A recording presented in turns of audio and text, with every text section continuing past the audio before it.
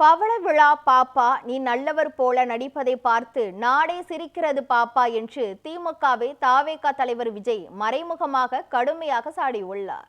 இது தொடர்பாக அவர் வெளியிட்டுள்ள அறிக்கையில் திமுகவின் பெயரை குறிப்பிடாமல் அக்கட்சியை கடுமையாக விமர்சித்துள்ளார். ஆட்சி அதிகாரத்திலிருந்து அதிவிரைவில் மக்களால் தூக்கி எறியப்பட போகும் அந்த கட்சிக்கு தாவேகாவை தூற்றுவதே முழு நேர வேலையாகிவிட்டது என்று அவர் கூறியுள்ளார். ஆட்சியில் இல்லாத போது தமிழ் தமிழ் என்று கூறும் அவர்களுக்கு ஆட்சிக்கு வந்ததும் பதவி சுகம் காணும் போது எங்கே போனது மண் மானம் மற்றும் மொழி மீதான கொள்கை பாசம் என்று விஜய் கேள்வி எழுப்பியுள்ளார். சாதிவாரி கணக்கெடுப்பு ஆய்வை நடத்தாமல் மாநில அரசுக்கு அதிகாரமில்லை என்று தப்பிக்கும் போது எங்கே போனது சமூக நீதி கொள்கை என்றும் வினவியுள்ளார். அறிவு திருவிழா என்று பெயர் வைத்துவிட்டு முழுக்க முழுக்க தமிழக வெற்றி கழகத்தை மட்டுமே திட்டும் அவதூறு திருவிழாவாக மாற்றியது என்றும் அவர் சாடியுள்ளார்.